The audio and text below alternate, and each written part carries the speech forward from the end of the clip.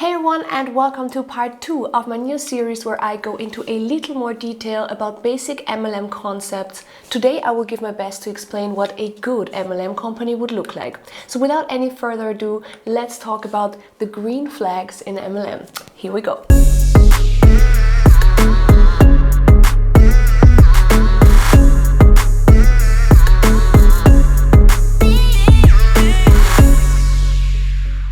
They're not all bad.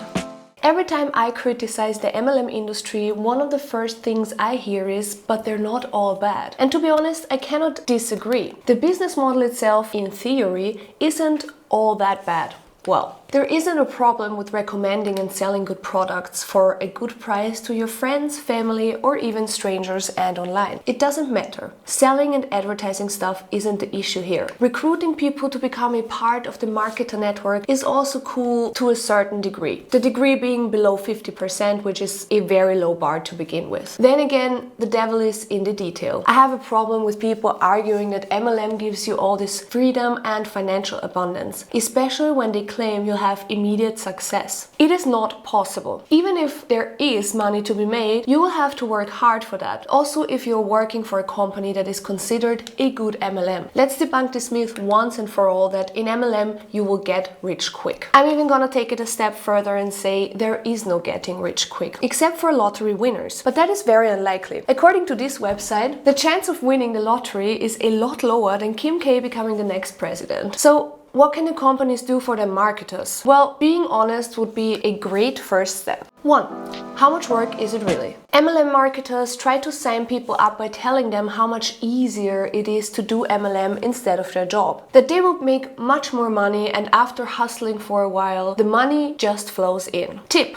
if you decide to join an MLM, then treat it as a legitimate business, even if it is a side hustle for you. Many reps struggle because they don't do this. If you don't market, sell, and do the activities that make money on a consistent basis, your business is likely to fail.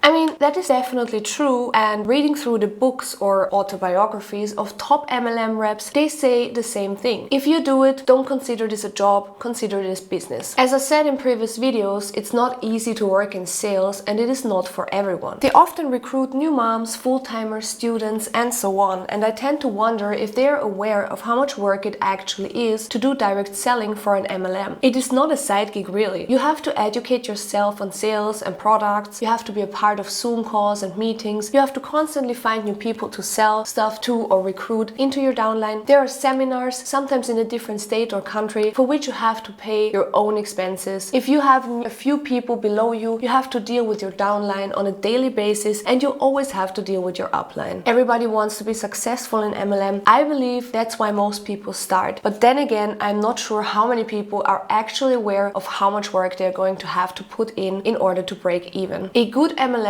is honest about the fact that you will have to work hard. They will not sell it to you as a side hustle or passive income, because that's not what it is. Educate them on legal matters. Many people who sign up for an MLM are completely unaware that this makes them independent distributors and therefore self-employed. This status involves a lot of bureaucratic effort. First of all, you have to pay taxes. Many do not know that because nobody really explained to them what business model they signed up for. Secondly, the company must educate their distributors on which claims they may or may not make in sales or recruiting pitches or when selling online. There are millions of outrageous health benefit claims online that marketers make about MLM products.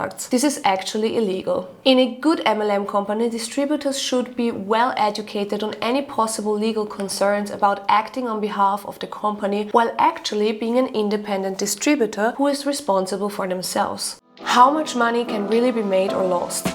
Quote: the AARP Foundation found that only 40% of MLM participants received a copy of the company's income disclosure statement. Of the participants who received it, 16% felt it was very accurate, 50% felt it was fairly accurate, 24% felt it was fairly inaccurate, and 9% reported that it was not accurate at all.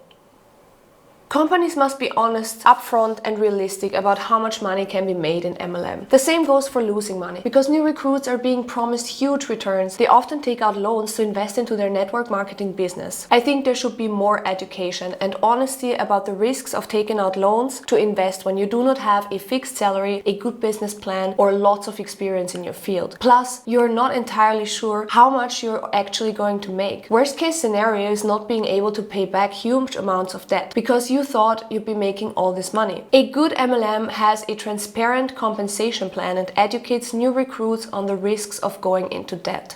Focus on sales.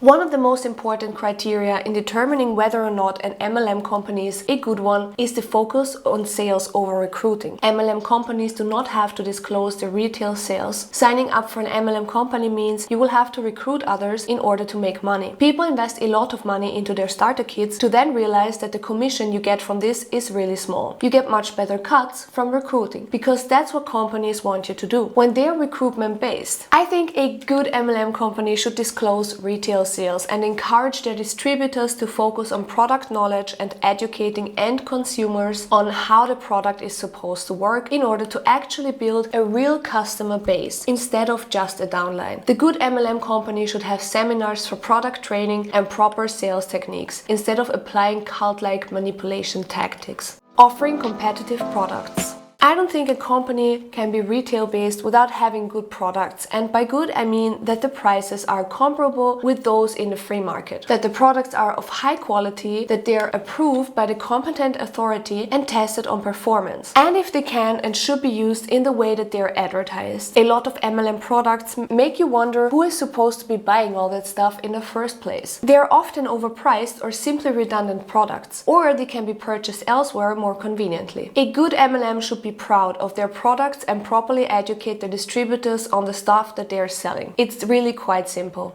Disclaimer. This right here is quite a theoretical approach. I don't think there are many good MLMs, and I personally haven't discovered one. One should always do the research and make sure to read all contracts, terms and conditions, compensation plans, etc. before signing anything. If you are in doubt, ask an expert. If something seems off, it probably is. Thank you so much for watching, guys. If you liked this video, please give me a big thumbs up and subscribe to the channel if you haven't already. I will see you again on the next one, which will be online on Tuesday. We are going to talk about the MLM distributor network, the uplines, downlines and top marketers and everything in between. I hope to see you on the next one, and bye for now.